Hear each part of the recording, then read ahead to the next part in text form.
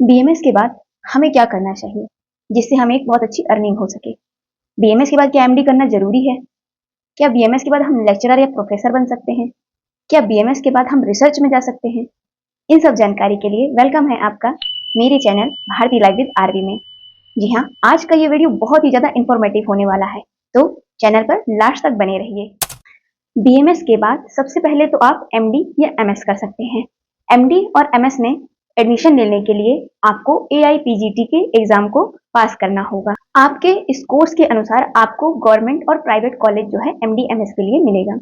तो एमडी पंचकर्मा, काय चिकित्सा, रस शास्त्र, अगत तंत्र, रोग निदान, कौमार्य भृत्य, रचना शारीर, क्रिया शारीर, द्रव्य गुण, इन सब्जेक्ट्स में होता है। बात करें एमएस की, तो एमएस में सर्जरी जिसे शल्य तंत्र, स्त्री प्रसूति, ऑप्स एंड गायनी, सालाक्य, ईएनटी, ये ब्रांचेस आती हैं। अगर हम एमडी में स्टाइपेंड की बात करें तो जो सेंट्रल गवर्नमेंट है इनकी स्टाइपेंड 1 लाख से ऊपर होती है। जो स्टेट गवर्नमेंट कॉलेज है इनकी स्टाइपेंड 60,000 से लेकर के 75,000 के आसपास होती है। इन सारे सब्जेक्ट्स में से आप अपनी चॉइस के अनुसार एमडी या एमएस का चुनाव कर सकते हैं, लेकिन आपको बता दूं कोई भी सब्जेक्ट कहीं से कम नहीं है। आप जिससे भी स्पेशलाइजेशन करें आप अपना बेस्ट दें। दूसरा है, बीएमएस के बाद आप एज अ जूनियर डॉक्टर भी किसी हॉस्पिटल में काम कर सकते हैं, जिसकी सैलरी 40K से लेकर के 50K तक रहती है अकॉर्डिंग टू हॉस्पिटल क्वालिटी, और आपके एक्सपीरियंस के अकॉर्डिंग आपकी सैलरी जो है इंक्रीमेंट उसमें होता रहता है। या फिर आप अपना खुद का भी एक आयुर्वेदिक सेटअप डाल सकते हैं जिसमें आप as a Ayurvedic consultant public को सर्विस प्रोवाइड कर सकते हैं एक अच्छी हेल्थ के लिए अपनी आयुर्वेदिक मेडिसिन से, और जो भी हमारे आयुर्वेद में बताई गई क्षार सूत्र या फिर और भी जो सर्जरी है उनके द्वारा।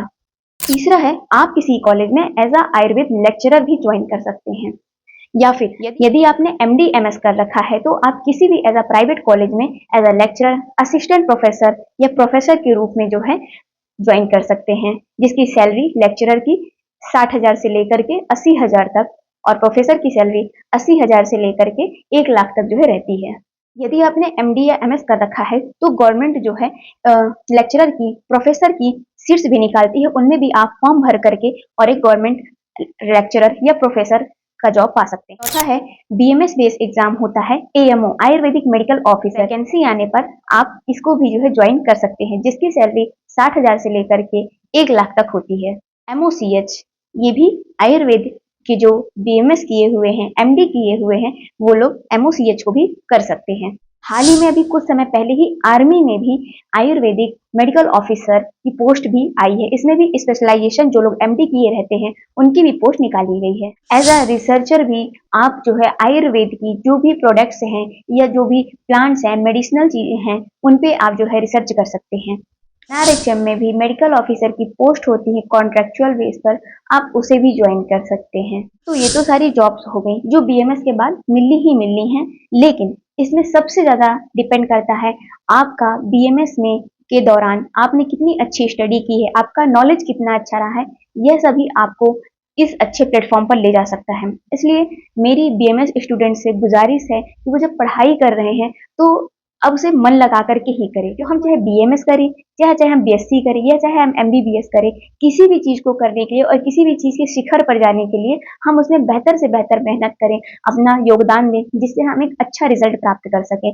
और हम किसी भी फिर कोर्स को ना कोसें, यार यह कोर्स ही अच्छा नहीं रहा, दरअसल हमने मेहनत नहीं की होती इसलिए हमें चीजें जो है नहीं मिल पा रही होती हैं। इसलिए सही दिशा में प्रयास करें, जिससे कि आप एक बहुत ही अच्छे प्लेटफॉर्म पर जाकर के एक बहुत ही अच्छा आर्थिक जो है अपने लिए खर्च निकाल सके। मैंने भी बीएमएस किया है, मेरा एमडी रस शास्त्र भैषज कल्पना से चल रहा है।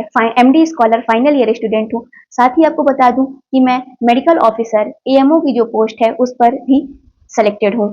तो बीएमएस से जुड़ी हुई किसी भी प्रकार की जानकारी के लिए या किसी भी प्रकार की मोटिवेशन के लिए यदि आपको सलाह चाहिए है तो कमेंट में जरूर बताएं।